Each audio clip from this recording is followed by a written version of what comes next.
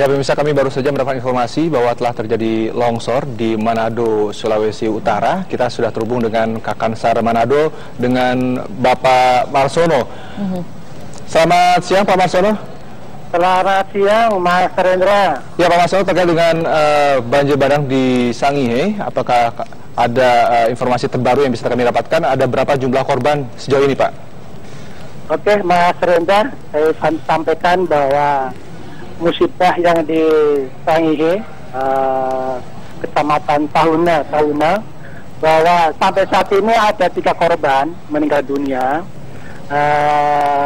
Untuk nama saya belum dapat update karena kami kesulitan untuk komunikasi dengan tim yang di lapangan, karena tim gabungan yang ada di lapangan masih mencari karena beberapa titik longsor yang ada di Tahuna, itu Mas Rizra. Ya, dari data yang Anda dapatkan Pak Marsono, hingga saat ini ada berapa warga yang dilaporkan hilang Pak? Sampai saat ini masih tadi 3 orang tadi kata temukan, namun kita masih mencari, siapa tahu ada dugaan yang masih ada tertimbun di sana. Kita mencari informasi atau informasi kepada warga-warga di sana gitu Bu. Jadi belum bisa dipastikan ya apakah 3 orang yang hilang ini sudah meninggal atau belum. Dan sejauh ini Pak, itu kejadian kapan ya? Tadi pagi Bu. Mbak, Mas tadi pagi. Tadi pagi. Pak Marsono, mungkin bisa Anda gambarkan juga bagaimana lokasi di mana longsor ini terjadi akibat banjir bandang tersebut Pak? Karena ada hujan lebat dari tadi malam ya, dan kalau bertahan di sana kan berbukit-bukit ya Mbak ya, berbukit, maka mudah untuk longsor bila mana dengan curah hujan yang tinggi, maka longsor itu sering terjadi seperti itu Mbak. Jadi ini bukan kejadian pertama kali ya Pak Marsono? Sudah beberapa kali kejadian, dan kesulitannya kenapa di sana akses menuju lokasi itu ada kesulitan karena akses jalan tidak sesuai, tidak lebar dan sempit kayak gitu Pak. Ya Pak Marsono, sejauh ini apakah ada laporan kerusakan infrastruktur yang terjadi di sana? Ada, jadi beberapa rumah yang kena longsoran rusak ya, dan juga akses jalan tertutup. Ya, kendala untuk tim SAR di sana Pak untuk terus melakukan evakuasi hingga saat ini seperti yang Anda jelaskan tadi, masih terus mencoba untuk mencari siapa tahu masih ada korban begitu. Apa kendala utama yang dihadapi Pak?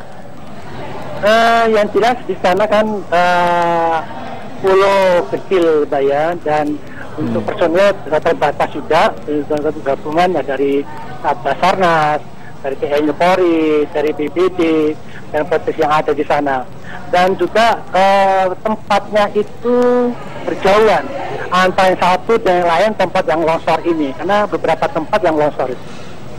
Ada berapa personil Pak yang ditujukan ke sana Pak untuk melakukan evakuasi dan penyelamatan pencarian terhadap korban? Kalau dari Basarnas hanya 7 personil karena posar Tahuna, dan yang lain dari kepolisian, terus dari TNI, masyarakat. Memang kami belum mendata berapa personil keseluruhan karena berbagai tempat berbeda-beda gitu. Ya, Pak Marsono, mengingat ini sudah beberapa kali kejadian. Ketika kemarin akan terjadi longsor, sebenarnya apakah warga sudah mendapatkan semacam peringatan begitu Pak? Tentunya dari pihak pemerintah sudah memberikan suatu peringatan. Begitu ada hujan yang lebat seperti itu, langsung dari pihak pemerintah sempat memberikan peringatan. Ya Pak Marsono, ini kami melihat ada gambar-gambar, foto-foto saat kejadian. Sebenarnya ini seberapa luas Pak bencana ini terjadi Pak di wilayah Sangihe itu Pak? Kami belum bisa menghitung berapa luasnya karena beberapa titik Mas.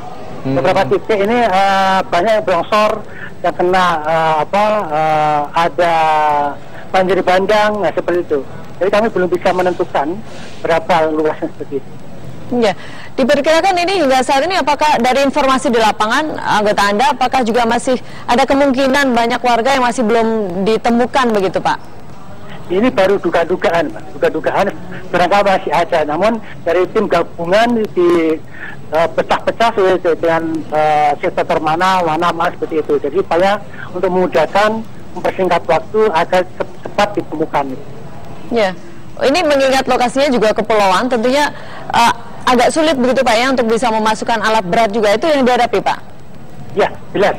Jadi yang menghadapi kita termasuk keterbatasan alat berat juga tempatnya itu akses menuju tujuan tempat longsor memang kesulitan. Ya, baik. Terima kasih Pak Marsono, Kakansar Manado atas laporannya langsung dari sana. Kita berharap tidak sedikit korban ya. Ya, tidak banyak yang kemudian menjadi korban dalam bencana ini ya. Ya, bisa kita ke kabar selanjutnya. Bisa menjelang arus mudik Lebaran tahun ini, sejumlah jalan rusak yang akan dilalui pemudik dikebut pengerjaan perbaikannya. Ya, seperti di Provinsi Riau, Pagar Alam dan Jambi, namun sayangnya perbaikan menggunakan sistem tambal sulam yang mengakibatkan jalanan justru menjadi tidak rata dan bergelombang.